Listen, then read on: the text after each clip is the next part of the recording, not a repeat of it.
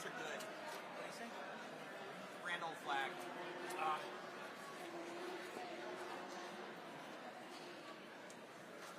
shorty? Yeah. The trumpets have the pickup on them? Yeah. Maybe. Some more? One more? Sure. Alright, yeah, let's do 23D. Yep. Pickups on trumpets. Beats are good. Beats are good.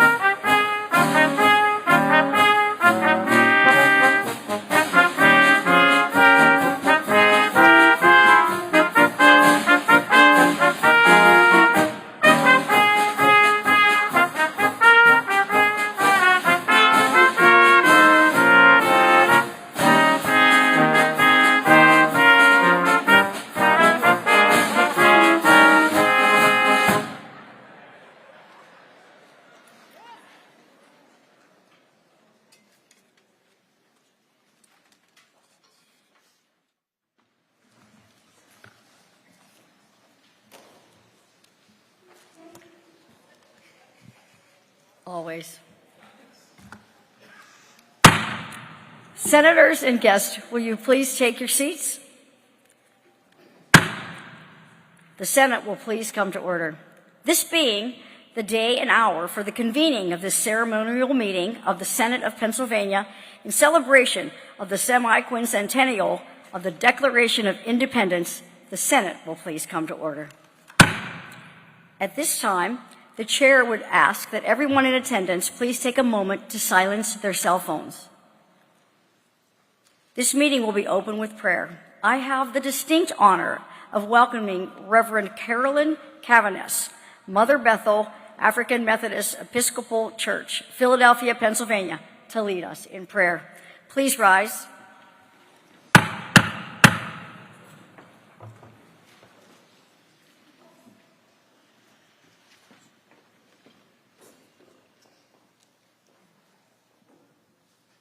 Let us pray.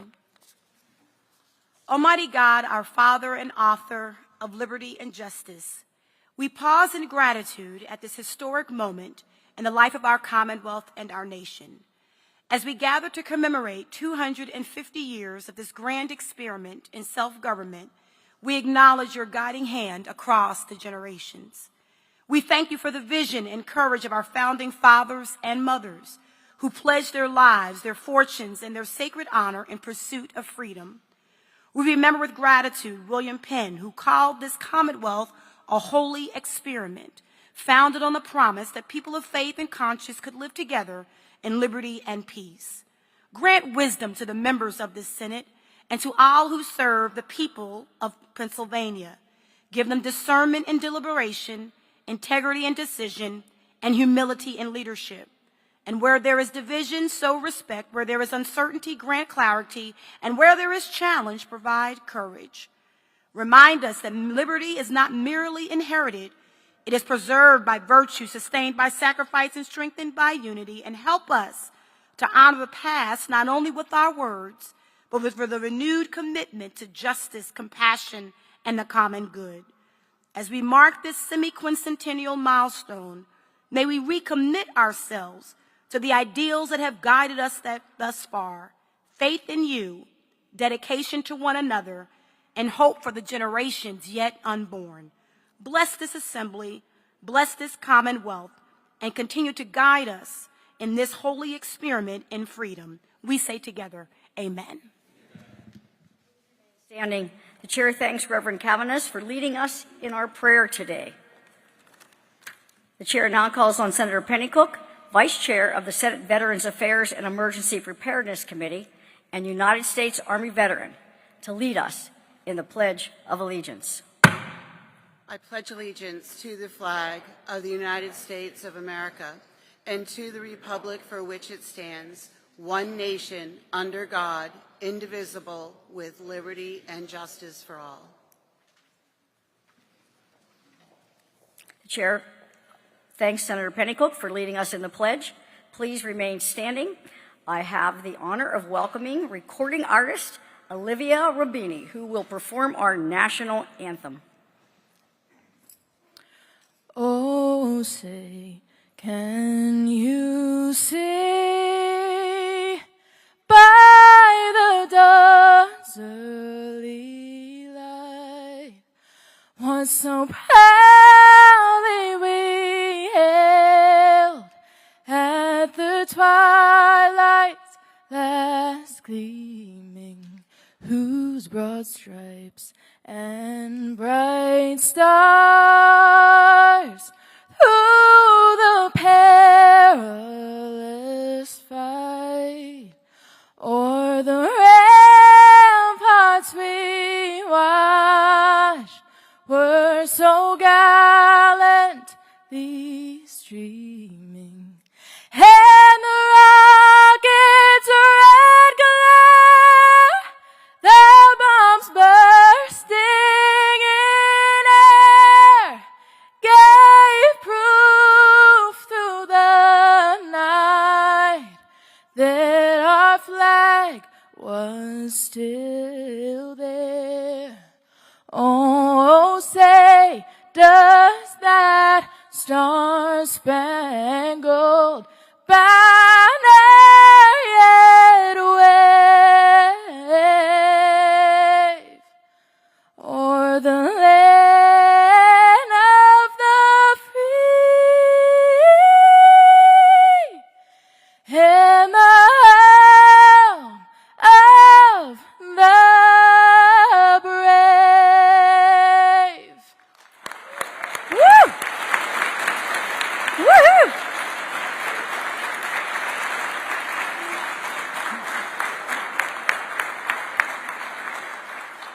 Please be seated. The chair now recognizes Senator Hughes to offer remarks. Anywhere you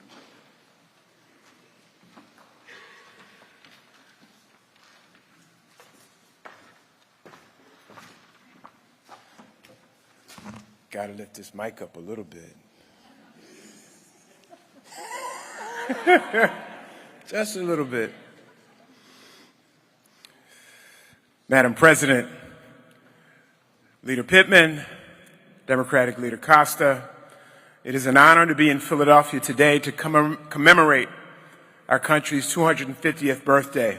It is equally an honor to welcome our guest, Reverend Carolyn Cavanis, who gave the prayer to start this historic ceremonial session. The story of America and its 250 years has many books. One of those books is about Philadelphia. There will be a chapter in the book of Philadelphia about the writing of the Declaration of Independence. There will be a chapter in the book of Philadelphia about the writing of the United States Constitution and all of its amendments. But there will also be a chapter in the book of Philadelphia detailing the proud fact that Philadelphia was the home of the largest population of free blacks in this country.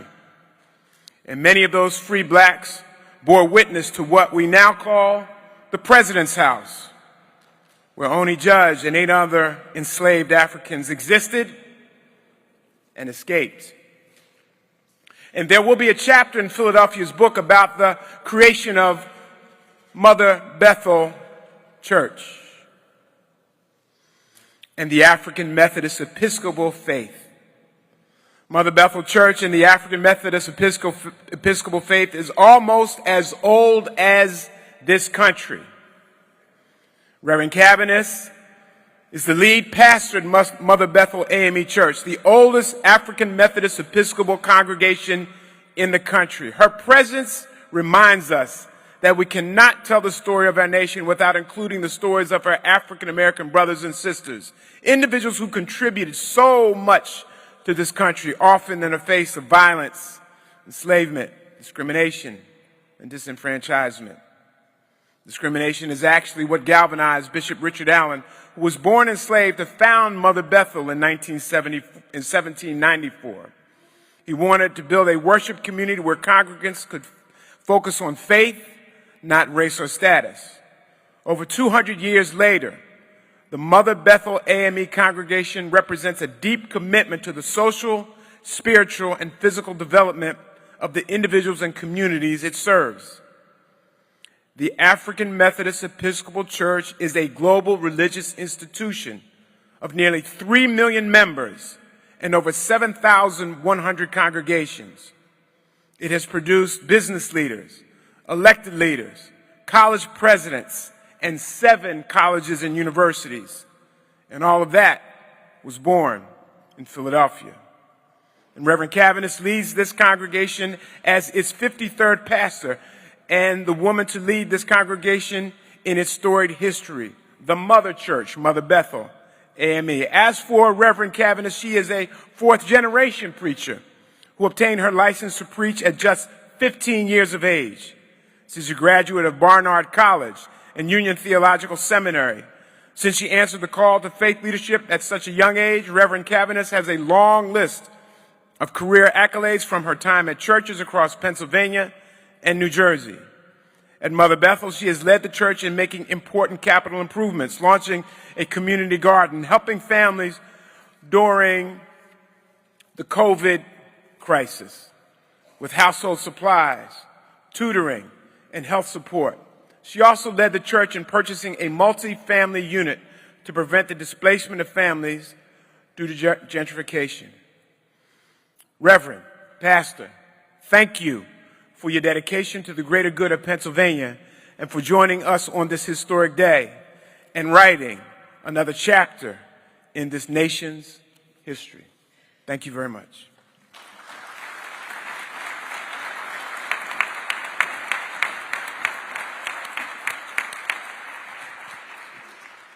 The chair thanks Senator Hughes for his remarks. Senators, guests, students from all around the Commonwealth, and parents, welcome to the ceremonial meeting of the Pennsylvania State Senate to honor the 250th anniversary of the signing of the Declaration of Independence, which took place right here in the city of Philadelphia. And thank you, Reverend Cavaness, for your prayer. With all of your accomplishments that you've done, all of your dedication to the community, being the first female minister at the historic Mother Bethel AME Church, you are also, I'm sure, the most beautiful. Thank you so much.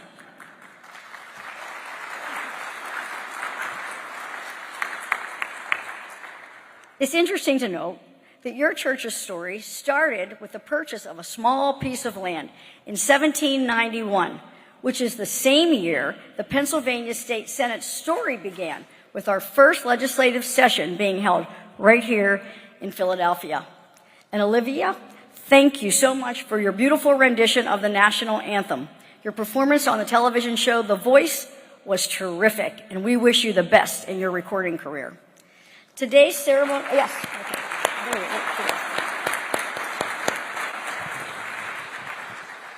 Today's ceremonial meeting marks the 4th time in the last 100 years that the Pennsylvania State Senate has met in Philadelphia and outside of the state capitol in Harrisburg. We met here on July 5th, 1926, for the 150th anniversary of the Declaration of Independence. In the next 50 years, a lot of us won't be here, but some of you may still be here. This session was held in South Philadelphia during the International Exposition held that year in the area of where the sports stadiums and FDR Park are now today. The House and Senate met in May 1976 under tents in the lawn area located between this center and Independence Hall to celebrate the bicentennial of our country.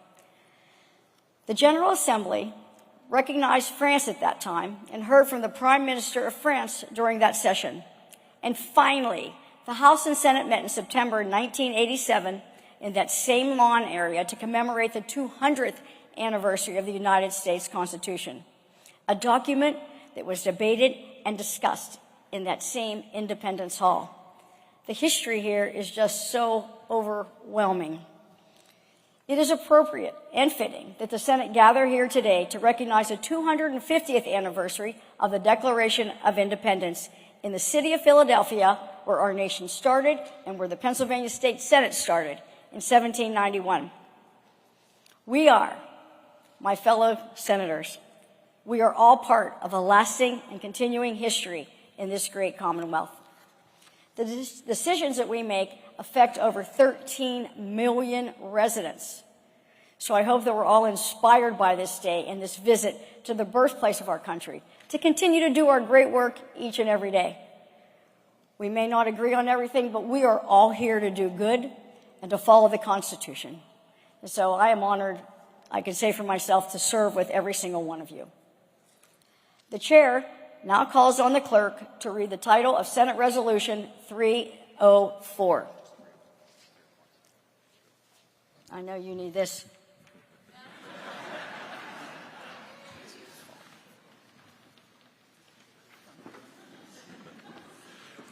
Celebrating the momentous and historic occasion of the United States semi-quincentennial. Okay, I guess this thing's just going to go up and down, right? Last week, President Trump hosted King Charles III in Washington, D.C., where we honored our long and storied history together.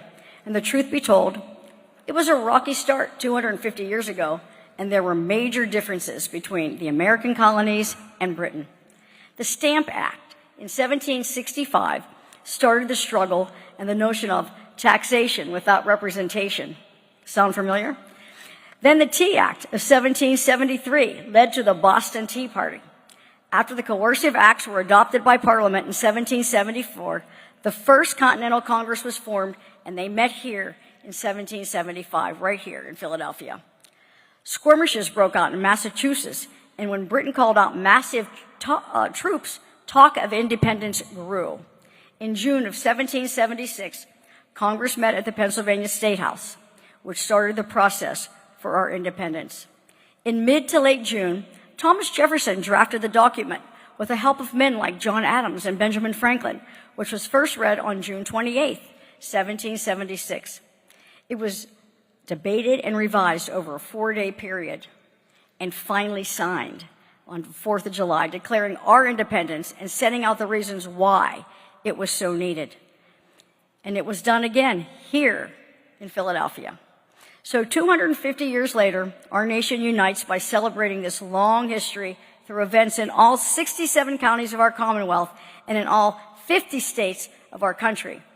In 2018, our legislature established the Pennsylvania Commission for the United States Semi-Quincentennial, better known as America 250 PA, to help plan and deliver a momentous year, which was another first for Pennsylvania, as we were the first state in the nation to organize a commission for the 250th anniversary. America 250 first met in 2019, and they have been busy ever since. Pat Burns, right here, was appointed chair in 2019, and he and the America 250 PA have just done a terrific job laying the groundwork to celebrate our nation's 250th birthday, where it all started. I now call on Chairman Burns to come up to accept the Senate resolution recognizing the 250th anniversary and to make some remarks to the Senate on activities of America 250.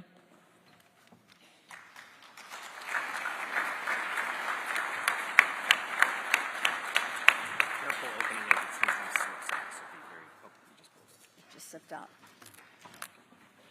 Here we go, Pat.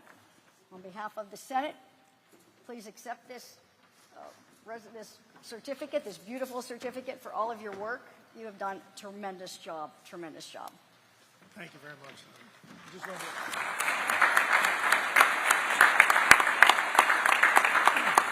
I want to acknowledge our other commissioners as well.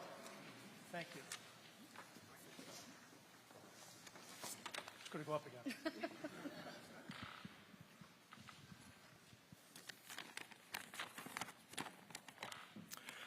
Well, good afternoon, everyone. My name is Pat Burns. I'm the chair of America 250 PA. It's great to be with you here today. It's a very, very exciting day. I spent most of my life in business, building grocery stores, restaurants, and hotels in the communities I really care about in the Philadelphia region.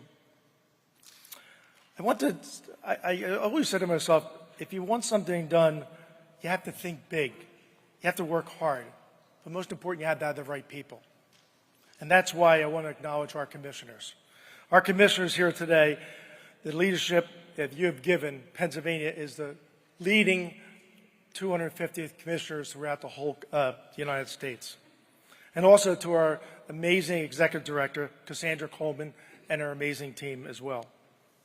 We set ambitious goals, and you guys show up every single day and make it happen. I also want to thank the Senate for their support since 2018. Because of your partnership, we've been able to make real impact in all 67 counties and over 400 local communities. A big part of the 250th is honoring our past. Today, we also have a chance to think about what comes next. As a father and a grandfather, I take that very seriously. The students here today will help decide what Pennsylvania looks like in decades to come. Our responsibility is to give them a strong foundation they can build on. That's what America 250 PA is all about.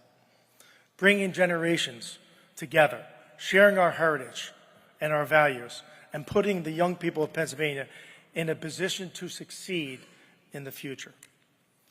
We have a great team, a strong team, and we have great partners. And we're building a bridge to the bright future of Pennsylvania and our country. And thank you all very much for being part of this historic day.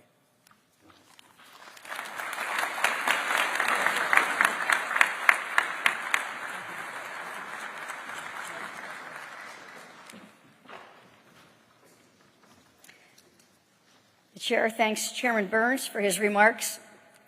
The Chair now calls on the clerk to read the title of Senate Resolution 305.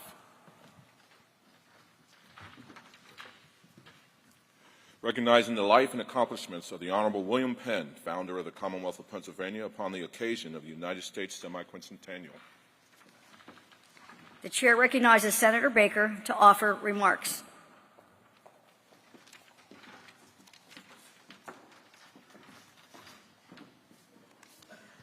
Good afternoon. Thank you, Madam President.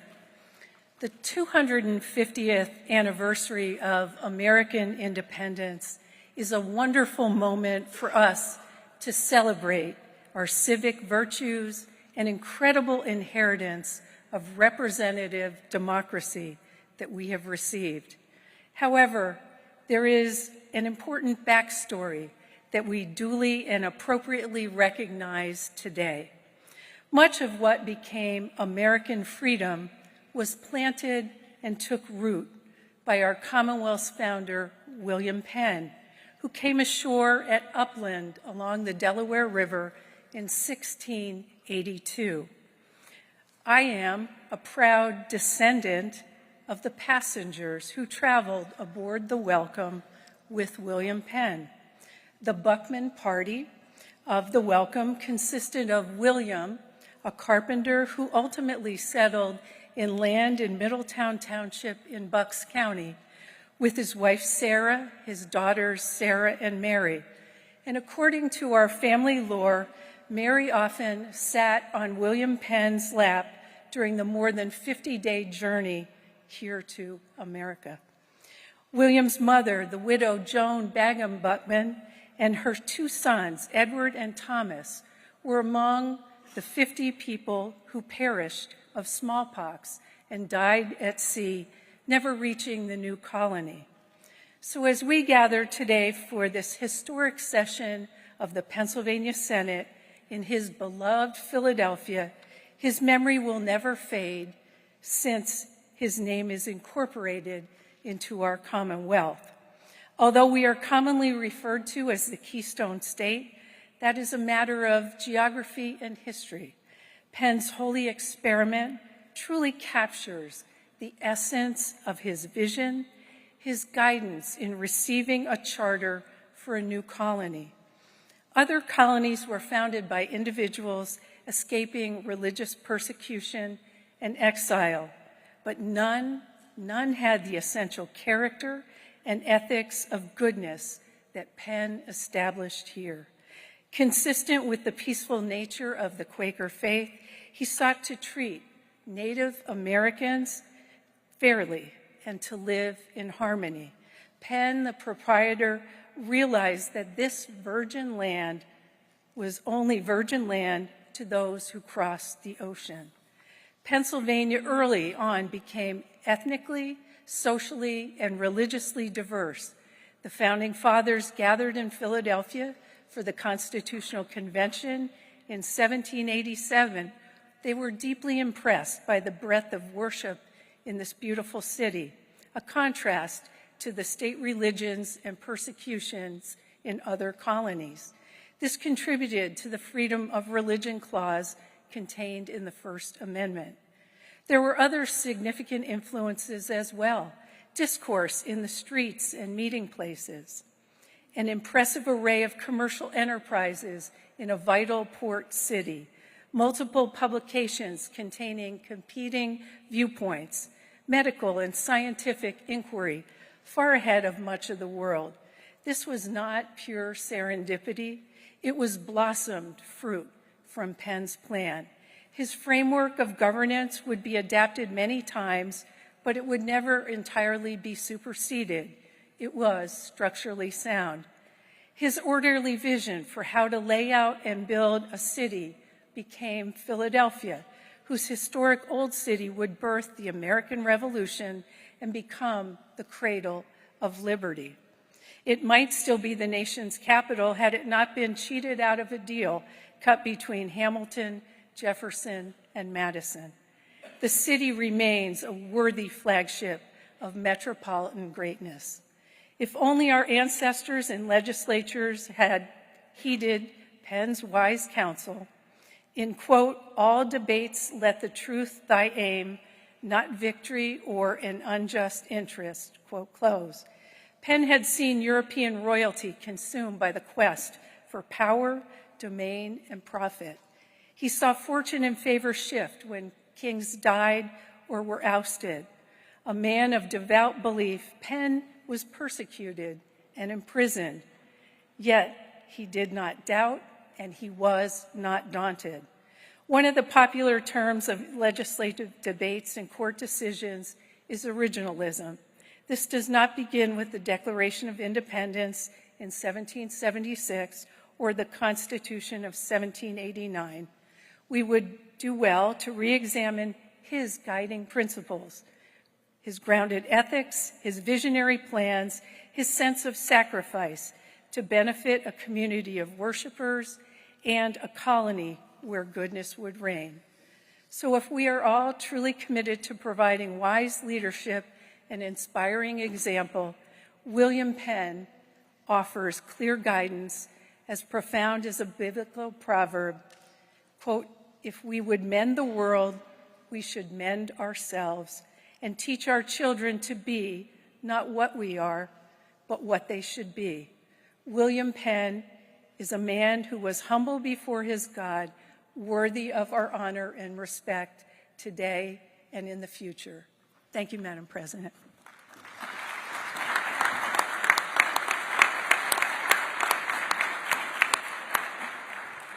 Thank you, Senator Baker, for your remarks. The chair now calls on the clerk to read the title of Senate Resolution 306. Celebrating the incredible life and achievements of Benjamin Franklin upon the occasion of the United States semi-quincentennial. The chair recognizes the Democratic leader, Senator Costa, to offer remarks.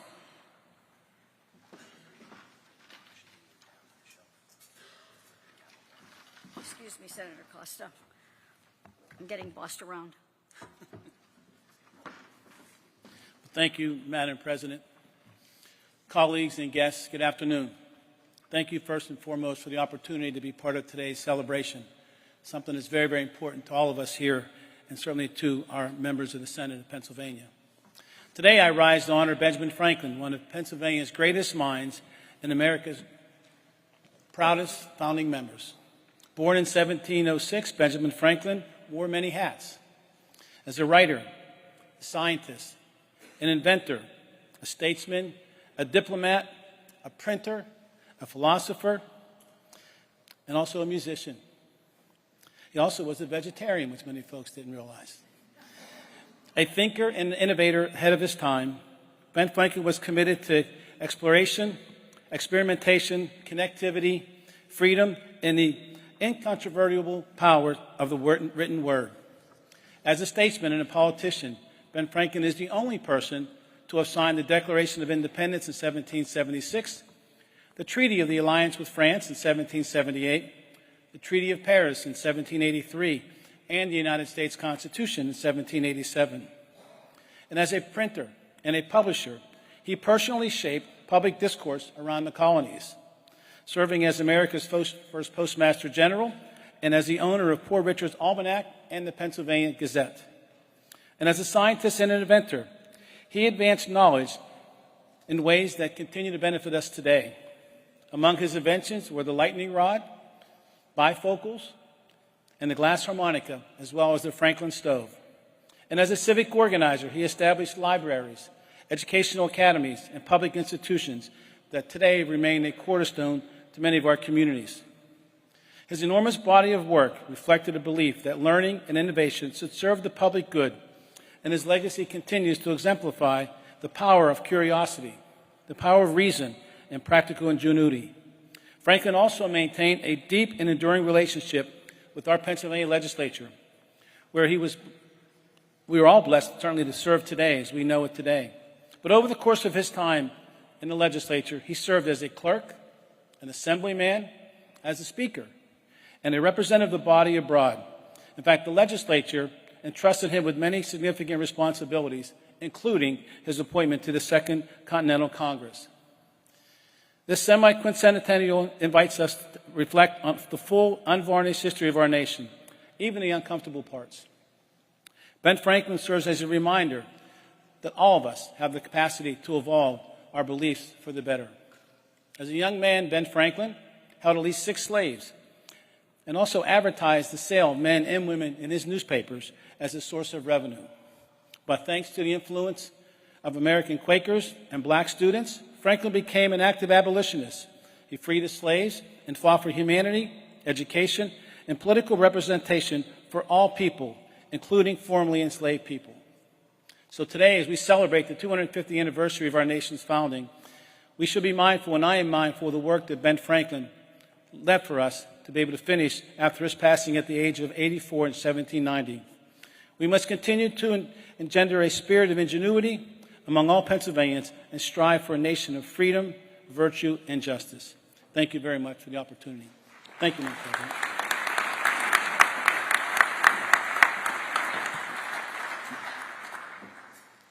Thank you, Senator Costa, for your remarks.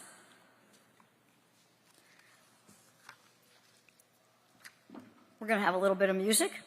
You go to a concert with a performance and you get a lot of energy. So I'm very pleased that we were able to get the U.S. Army Field Band Brass Ensemble to participate in today's event. They have traveled to us from Fort Meade in Maryland.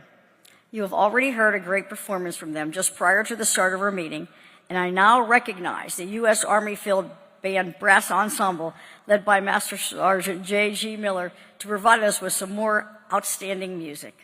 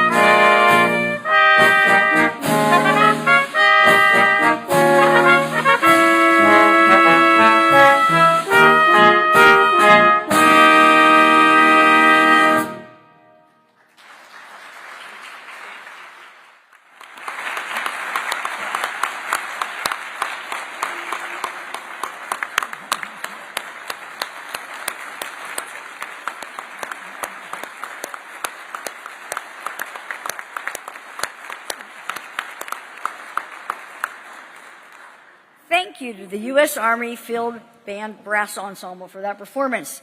I now call on the clerk to read the title for Senate Resolution 307. Recognizing the United States Army Field Band for its participation in the ceremonial meeting of the Pennsylvania Senate that will convene on May 5th, 2026 at the National Constitution Center in Philadelphia as part of the United States Semi-Quincentennial. With Senators Yaw and Pennycook, both United States Army veterans, please come forward. Senator Yaw is recognized to offer some remarks, after which the senators will present the Senate resolution to Master Sergeant J.G. Miller on behalf of the U.S. Army Field Band Brass Ensemble.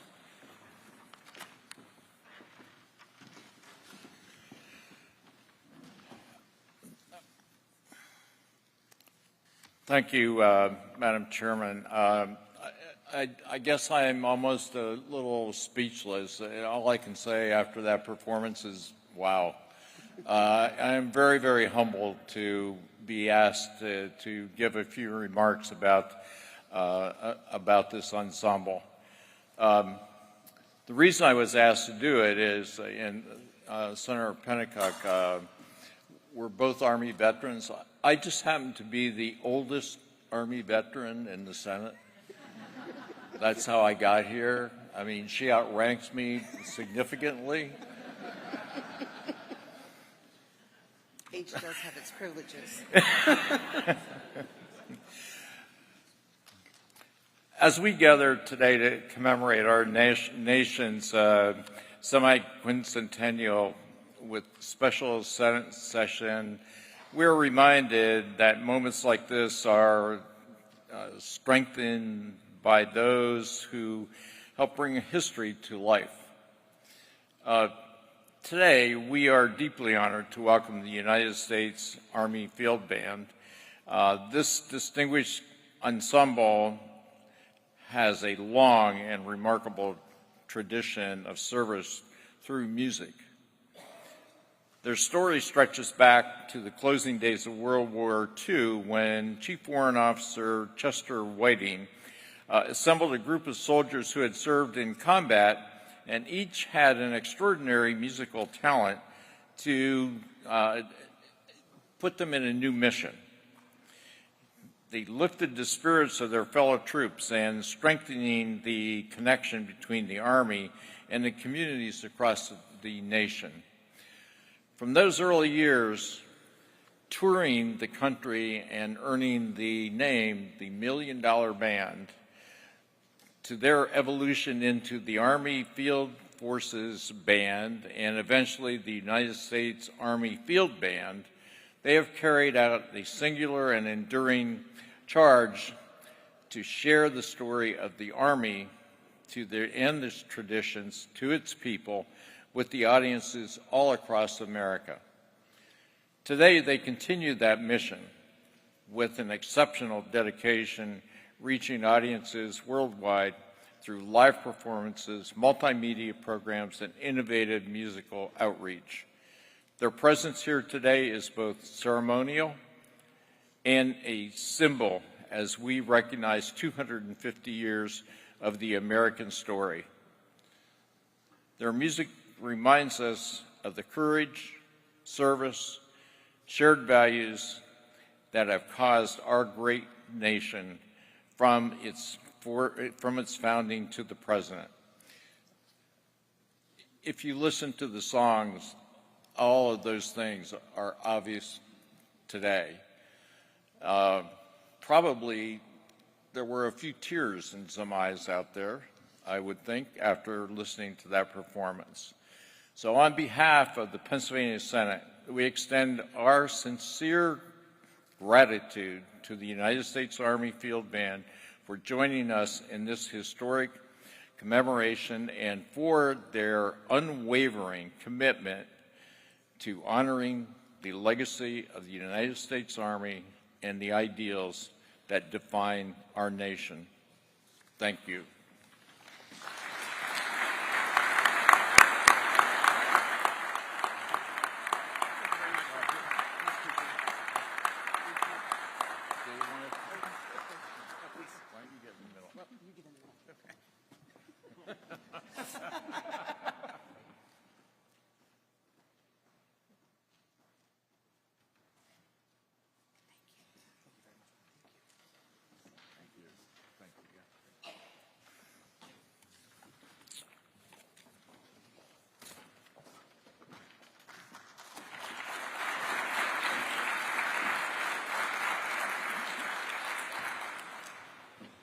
The chair now calls on the clerk to read the title of Senate Resolution 308.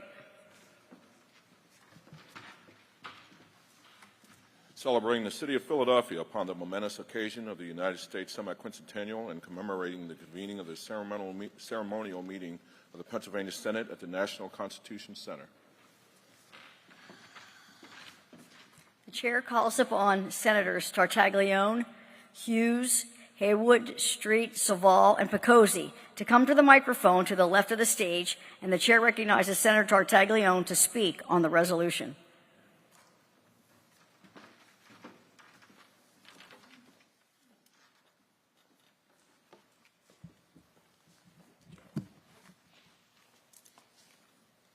Thank you, Madam President. I'll begin with a refrain my colleagues know all too well. It has been 91,251 days since the founding of our nation.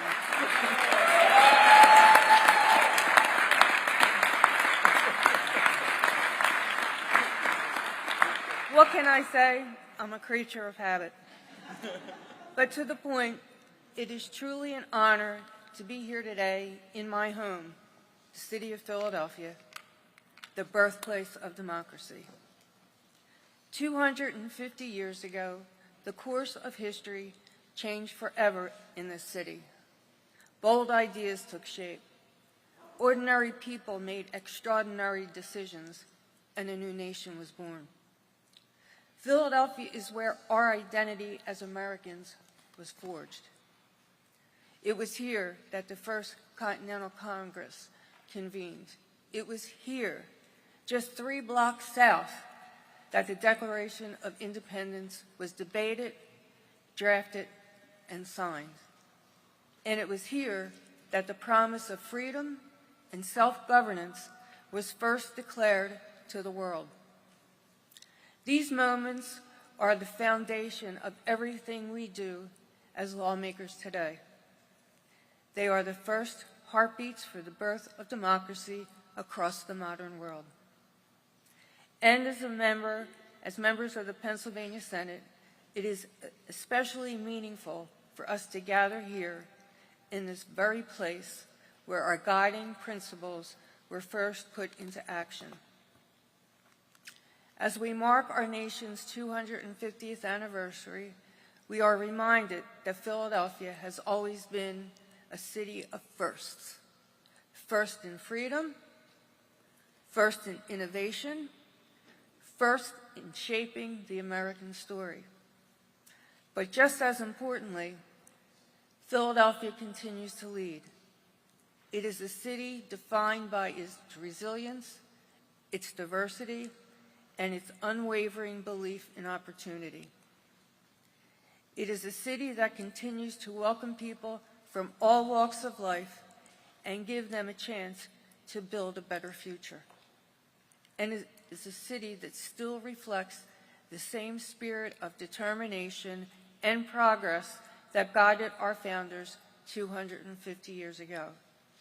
As we gaze back into time with one eye, we look forward with the other.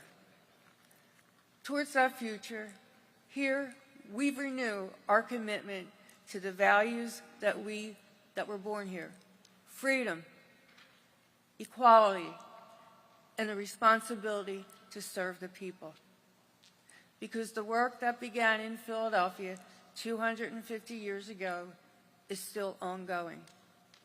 It lives on in the policies we shape, the communities we serve, and the future we build together. So today, on behalf of the Pennsylvania Senate and the Philadelphia delegation, it is my great honor to present this resolution celebrating the City of Philadelphia on the occasion of our nation's semi-quincentennial.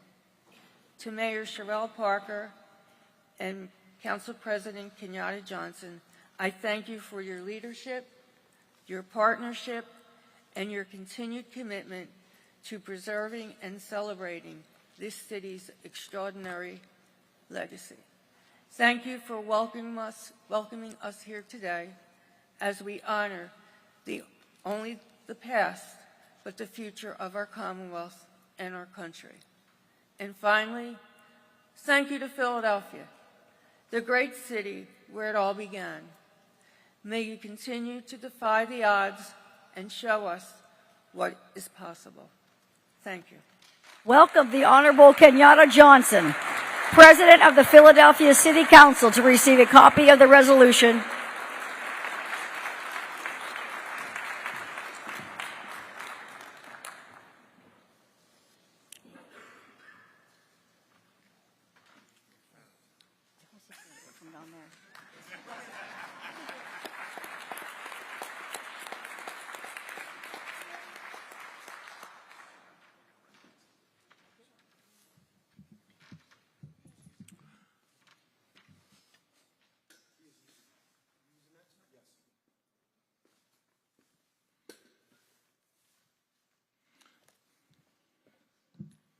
Good afternoon, everyone.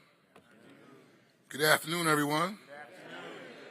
It is truly an honor and a privilege to be here, and this is a special moment for me, being a former member of the General Assembly of Pennsylvania. So welcome to the city of Philadelphia. Before I start, I want to ask for all of us to give the band another round of applause, please.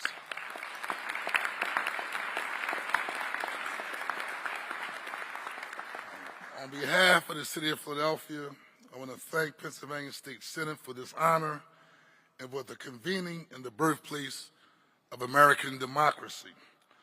I want to take a moment to acknowledge my good friend who isn't here, Lieutenant Governor Austin Davis, and Senate President Pro Tempore Kim Ward, for their leadership in hosting today's ceremonial session. I want to also take a moment to acknowledge Majority Leader Senator Joe Pittman and Minority Leader Senator Jay Coster, and members of the Pennsylvania State Senate for their service. Can we give them a round of applause, please?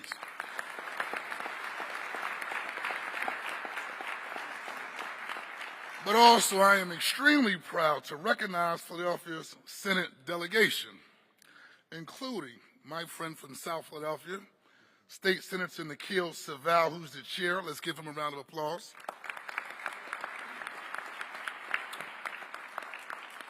State Senator Christina Tartaglione. Let's give her a round of applause as well.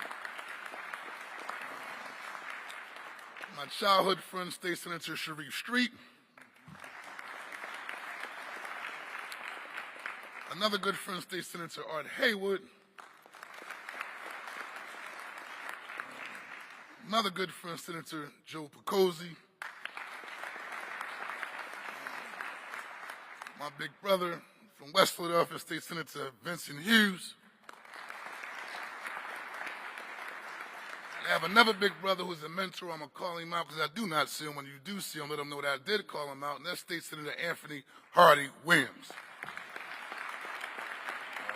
We are grateful to America 250 PA and Chair, also my friend who hails from his business in my district of the 2nd Councilmanic District, Pat Burns, for his leadership across all 67 counties. Let's give him a round of applause.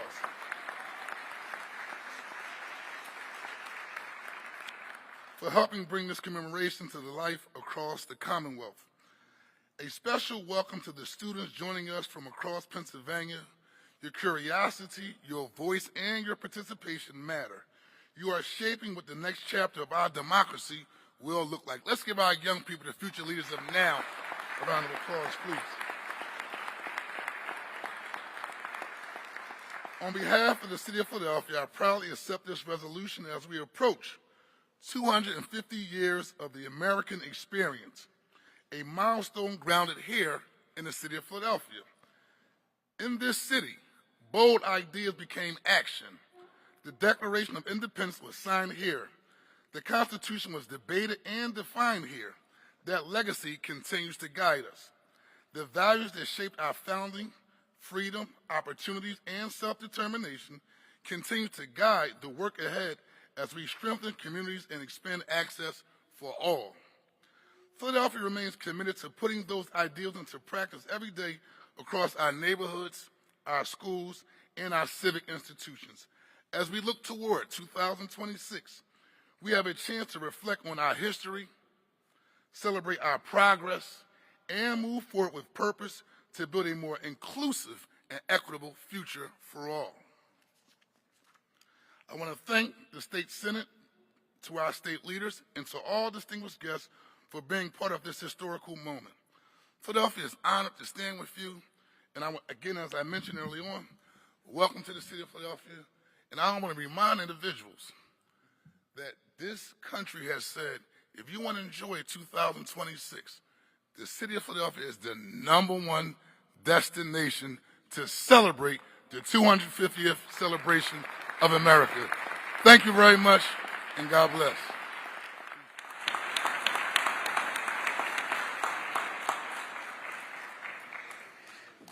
Thank you, Council President Johnson, for those remarks.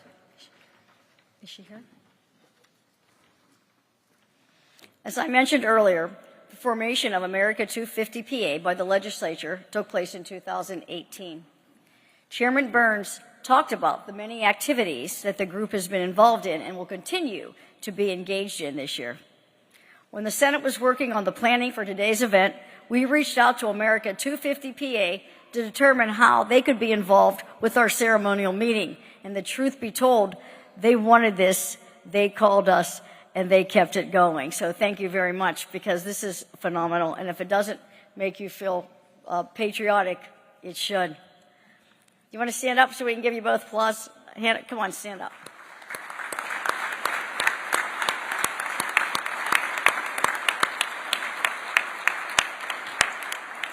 It was their suggestion that we sponsor a high school student from each senatorial district to attend and participate in this historical day, and we gladly accepted their offer. And as a result, we have students from across the Commonwealth in our audience here to experience history being made and being able to be a part of that history themselves. They certainly will be our future leaders, and they could be the next president of the United States or mayor of Philadelphia, sitting right out here in the audience. I now call on Senator Greg Rothman and Senator Nikki Savall, both Senate board members of America 250 PA, to come forward to introduce those students to you. And I would like to ask each student to rise when your name is called and remain standing, and also that we please hold our applause until every student is named. Thank you, Madam President. My colleague and friend, Senator Savall, and I are the Senate representatives to the American 250 Commission and are pleased with the partnership between the America 250 PA and the State Senate to allow high school students from around the Commonwealth to participate in and observe this ceremonial meeting today. We would like to recognize those students at this time. We will announce each student and ask that the student stand when your name is called and remain standing And then we ask that all the applause be held until the final name is called. Max Almazar Castilla, Grayson Bittner, Henry Baumüller, Martin Buslov, Bradley Campbell, Caroline Shalosky, Ethan Corcoran, Keila Davenport, Owen Dichu, Mackie Duckett,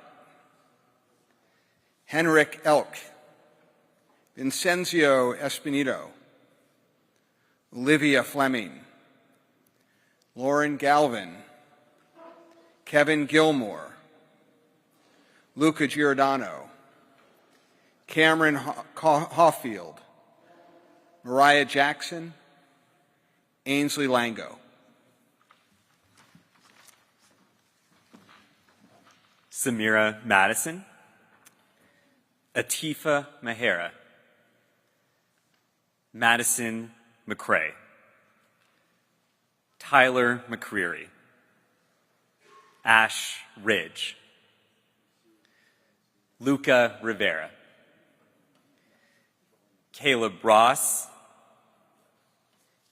Gabriel Ross Gross, Cecilia Rothman, Claire Sirkowski, Shiloh Somerville, Delaney Stout, Bailey Ulmer, Michael Wabel, Ben Ward, Maya Williams, Sarah Sway, Tanner Zimmerman, Misael Velez. Thank you.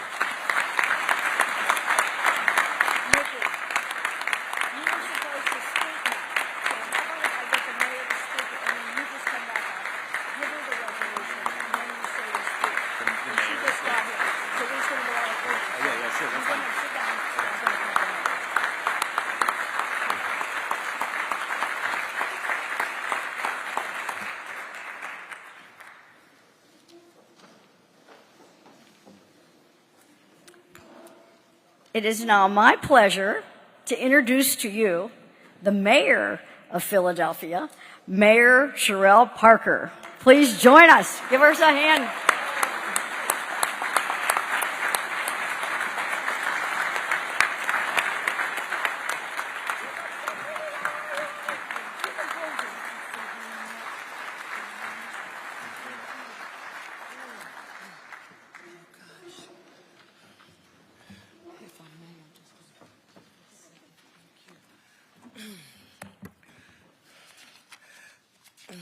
Let me just start by saying good afternoon to each of you. I want to thank our President Pro Temp, Kim Ward, for that introduction. And I want you to know that it is an honor to join you for the Pennsylvania Senate semi-quincentennial ceremonial session celebrating America 250 right here at the National Constitution Center. On behalf of the people of Philadelphia, I proudly accept the resolution, and I want to thank Senator Christine Tartaglione for sponsoring it and ensuring that this moment is recognized in a very meaningful way. I also want to acknowledge my legislative partner here in Philadelphia, Council President Kenyatta Johnson, who is also here with us somewhere. He and I stand united in welcoming every member of this esteemed body to our city and our hometown. With that being said, I want to formally acknowledge the members of the Philadelphia delegation of the Pennsylvania Senate, Senator Nikhil Saval, Chair, Senator Christine Tartaglione, Senator Sharif Street, Senator Art Haywood, Senator Vincent Hughes, who moonlights as my therapist, Senator Anthony Hardy Williams, and I want to take a moment to specifically recognize Senator Joe Picozzi. It is important that I recognize him in a significant way because he is the only Republican in the Philadelphia delegation, and I want you to know that we support, we lift up, and value the partnership with all members of the Philadelphia delegation. Can you give our senators a round of applause?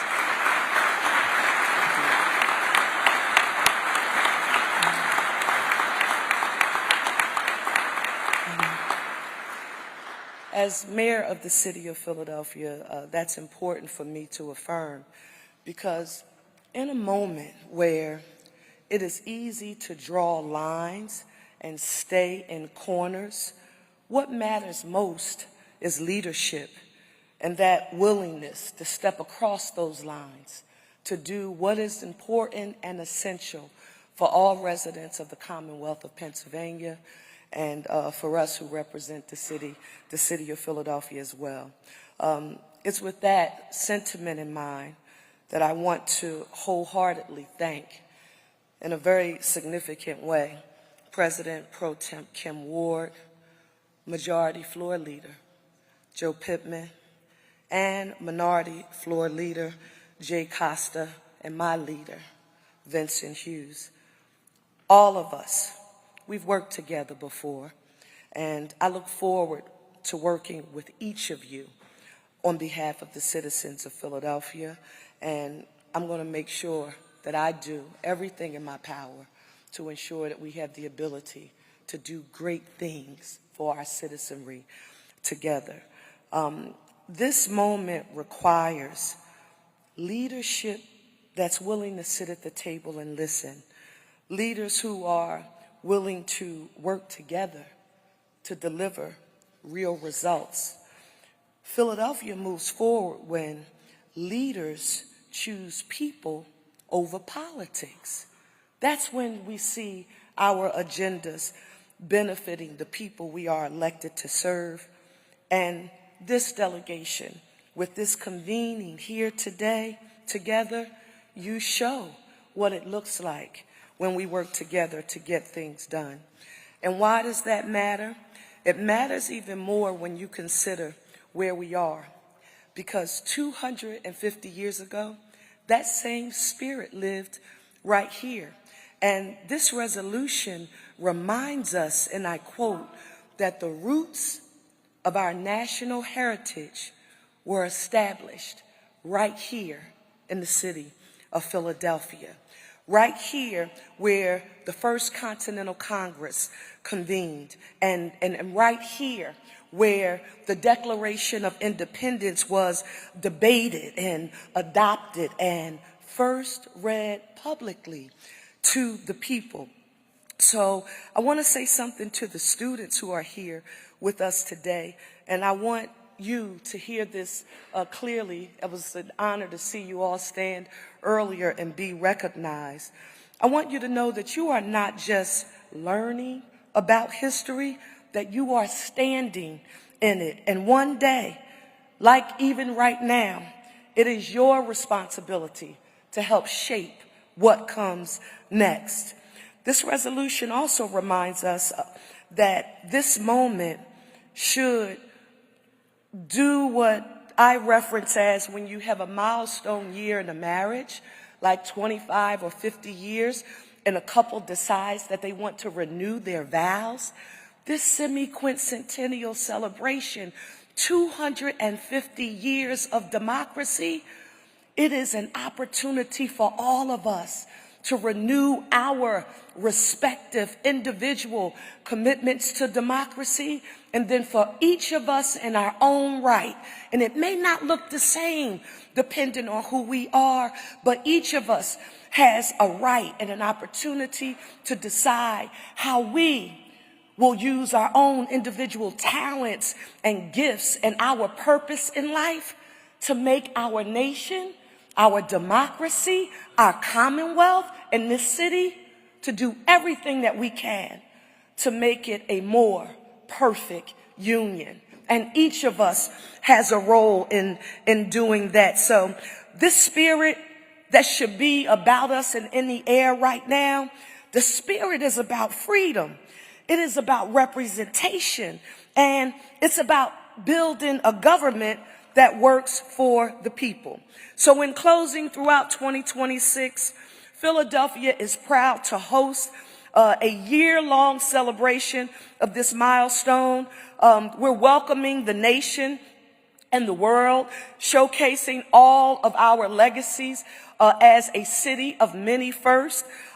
We are prepared and ready for the opportunity, thanks to some amazing work and enabling authority that you all in the Pennsylvania General Assembly and the Senate in particular empowered the city of Philadelphia to employ. And again, we are grateful for that. Without your intergovernmental cooperation and collaboration, the city of Philadelphia, as an independent local legislative body, can't do much of anything that we want to do, quite frankly. But I'm so proud and I'm so grateful that I, as mayor, understand that this Commonwealth and this city's success is dependent upon the strong relationships that we build with you, that we maintain with you, and I respect in the deepest way possible. So again, thank you for this recommendation. We're going to live up to the mission ahead, and we're going to show the nation how we live as one Philly, united city, and hopefully they'll see that it can help us become one America, a united nation. And you are here, so none of you are absolved of being able to do what I am about to ask you to do. I don't care if you are a Democrat or a Republican. You are in the city of Philadelphia, and by all powers invested in me by the Home Rule Charter, I ask each of you to put one finger in the air right now, please, on both sides. One finger in the air.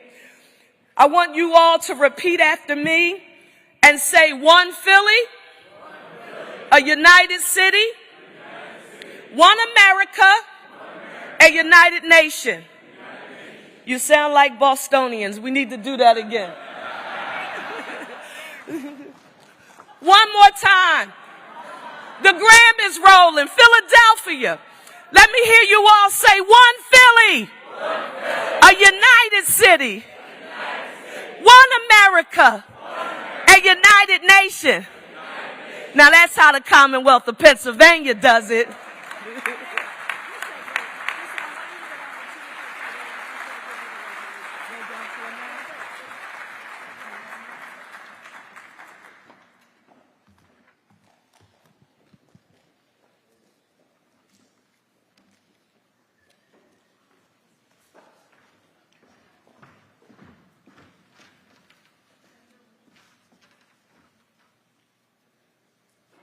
Get a picture.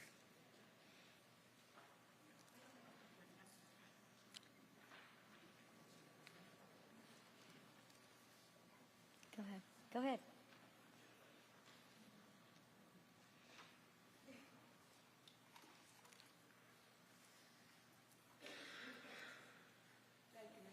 Thank you. Thank you, Mayor.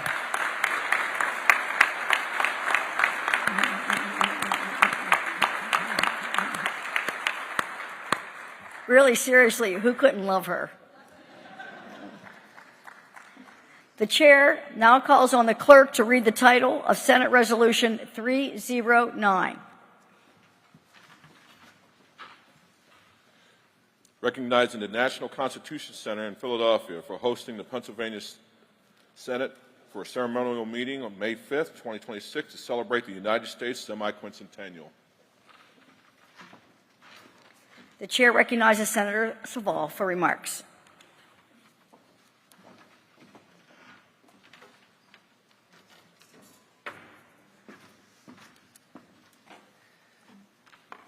Good afternoon, Madam President.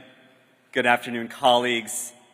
students, parents, and community members, fellow commissioners, America 250.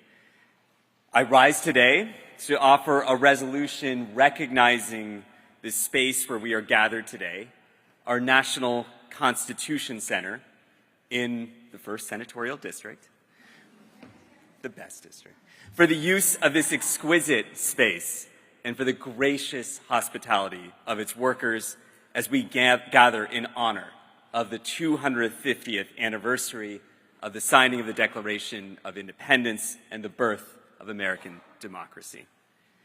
May is Asian American Heritage Month, and it is in that spirit that I note that this building is a project of the internationally renowned architectural firm Pei, Cobb, Freed, and Partners, founded by Chinese-American architect I.M. Pei in 1955, with partners Henry Cobb and Eason Leonard. Mr. Pei emigrated from China at the age of 17, arriving in the United States to study architecture. Over the course of his life, he designed more than a dozen of the world's most famous museums, including the additions to the Louvre in Paris, the Miho Museum in Shiga, Japan, the Suzhou Museum in Suzhou, China, and the Museum of Islamic Art in Doha. His story of arrival in this country on the sheer hope of an opportunity to build a better life is the story of many of the Constitution's original drafters. This is the story of my parents, and I know that the bravery and courage of such a move is something that all of us have as part of our life stories. The National Constitution Center is the first structure dedicated to the contemplation and investigation of our Constitution, the single most influential document of our country. Positioned just a few hundred feet from where the Constitution was drafted by hand during the course of months of deliberation, this space serves as both a vessel for our collective reflections and a vantage point where we may look at the long road between then and now. The Constitution is a document we turn to for answers, and yet it often yields just as many questions. It was set forth as a guide for a path that began generations before any of us, and that will continue onward for more generations than we can fathom. But today I am reflecting on the words of its preamble, deceptively simple: we the people. Rooted in these three words is the radical commitment to a country to be governed by its people, not a king, not a dictator, not the president, nor Congress, nor the Supreme Court. And over centuries, we, the people, have seen this conception of we grow through the course of struggle, to include women, to include Black Americans, to include immigrants, and to include them regardless of whether they owned property. This growth has been vital to advance justice, equality, and freedom. These words frame the rights and freedoms that all of us have today as people on U.S. soil. They are ironclad, and yet they are meaningless without our deliberate efforts to uphold them for ourselves and for each other. It is significant that gathered here today are current members of our legislature from across our Commonwealth, as well as its future leaders, in whose hands already rests both the honor and the responsibility of building a world that is better than any iteration that has come before. And to you, I want to acknowledge that this task is monumental. You will not be able to do it alone. Your success and our hope rely on your ability to act in solidarity with each other, to recognize a shared stake in a world that is just, that is free, and in which all of us can thrive. To the students gathered here today, before you depart, task yourself to meet someone from a district far from where you live. Ask them their stake in this world, and then carry that with you as a precious charge. This spark of connection with our pasts, with our futures, with each other, is what the space of the National Constitution Center is designed to make possible. And so I ask my Senate colleagues to join me in supporting this resolution, honoring the National Constitution Center for hosting our endeavors and efforts. And congratulations to the Constitution Center. Congratulations to all of us.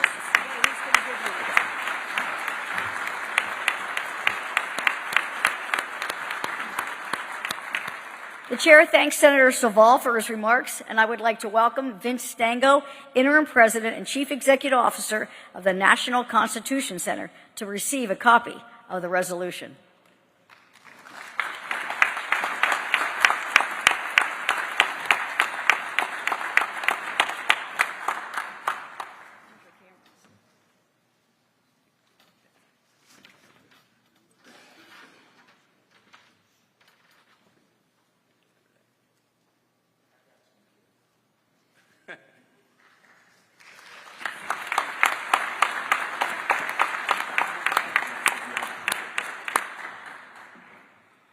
The chair now calls on the clerk to read the title of Senate Resolution 310.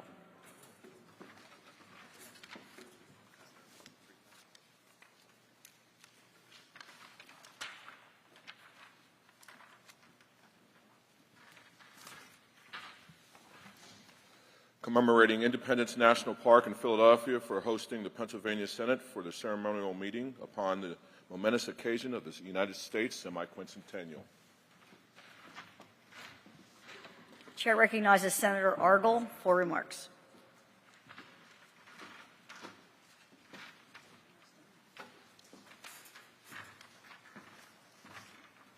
Wow. What's possibly left to say on this special occasion? As you've heard now several times, this is the most historic square mile in America. 250 years ago, our founding fathers debated the significance and the framework for our very democracy, first signing both the Declaration of Independence and then later the United States Constitution, right over there. That has to be the most inspiring view in the nation, right there. Today, this resolution commemorates Independence National Park in Philadelphia for hosting us for the United States' 250th anniversary. Built in 1753 as the Pennsylvania State House, Independence Hall housed all three branches of Pennsylvania government and then later hosted the Second Continental Congress and the Constitutional Convention, again, right over there. Independence National Park houses the Liberty Bell, which was cast to mark the 50th anniversary of William Penn's 1701 Charter of Privileges. Carpenter Hall housed the Continental Congress in 1774, and from 1790 to 1800, Philadelphia served as the nation's capital, and Congress Hall was used as its Capitol building. Independence Hall was literally the birthplace of democracy as we know it today. These monuments also remind us of the importance of preservation. Enacted by Congress and signed into law by United States President Truman, the park was established to preserve these historic sites forever. I want to thank the Independence National Park for decades of successful preservation, for hosting us today. It's appropriate that we return to our original birthplace and capital to honor the tradition and the wisdom of those who served long before us. Thank you all for joining us today.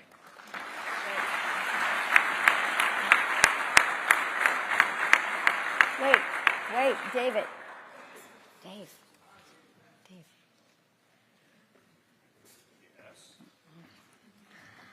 I would like to thank Senator Argyle for his remarks and welcome Stephen D. Sims, Superintendent of the Independence National Historical Park, to receive a copy of the resolution on behalf of the National Park Service and to offer remarks.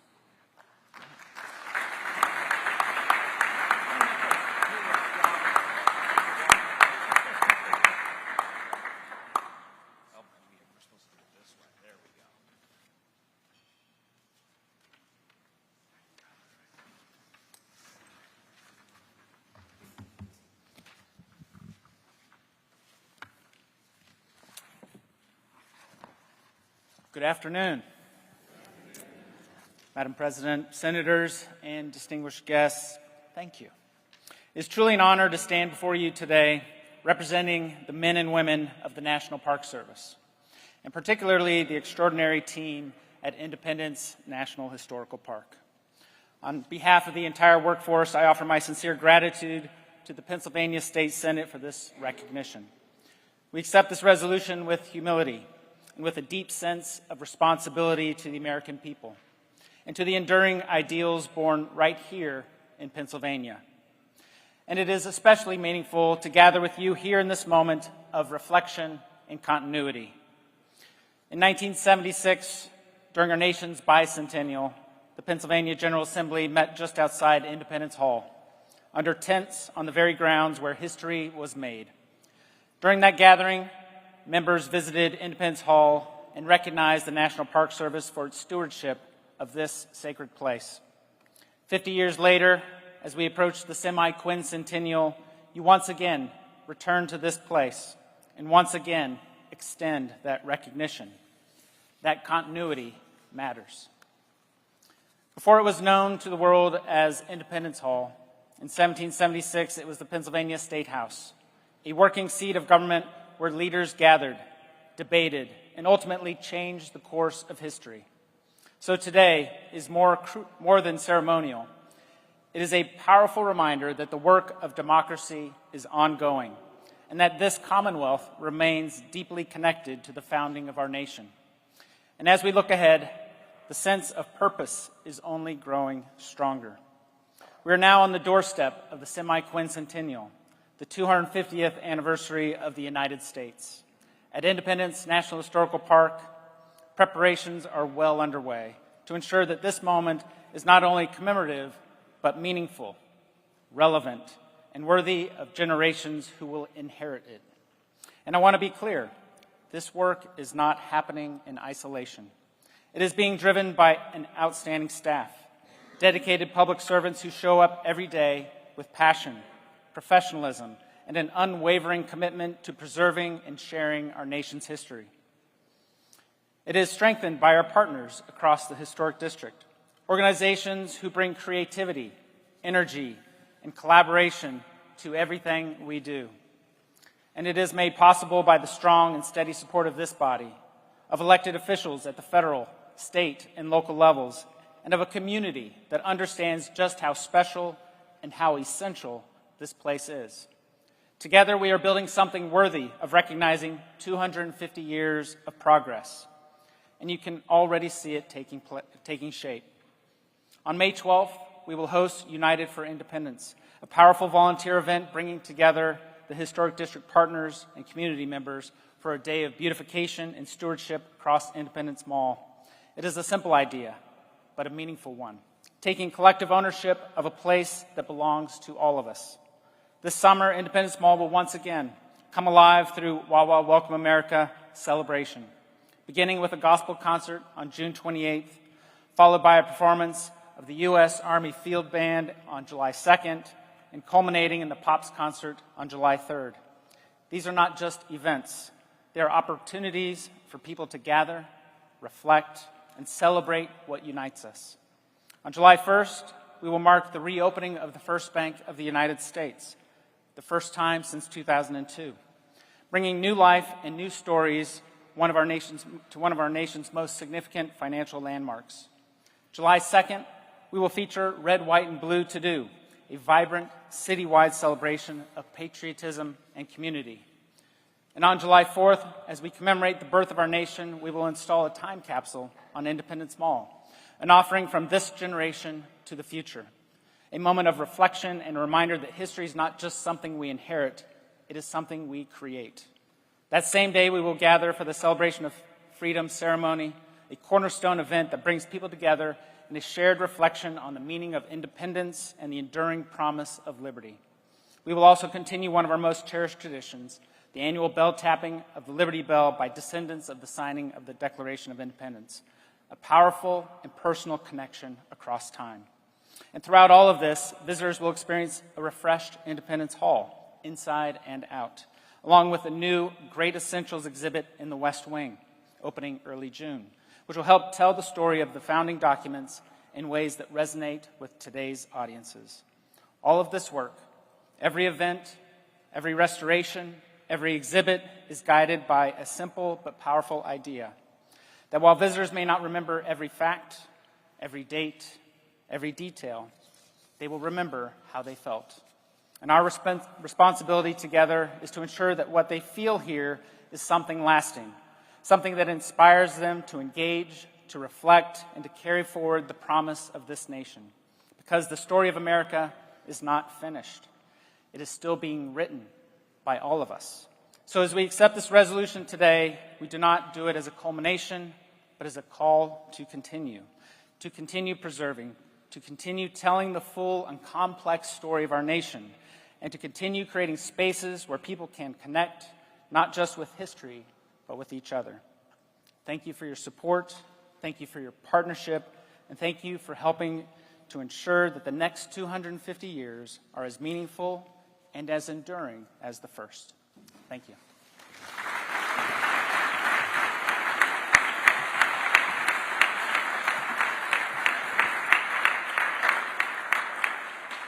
Thank you, Superintendent Sims, for your remarks.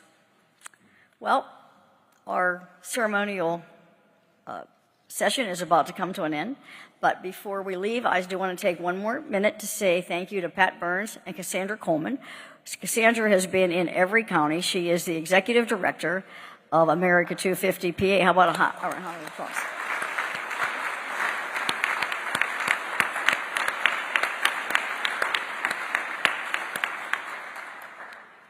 Thank you, senators, guests, our Senate teammates, students and parents, the mayor, the council president, and everyone for making this a special and historical day.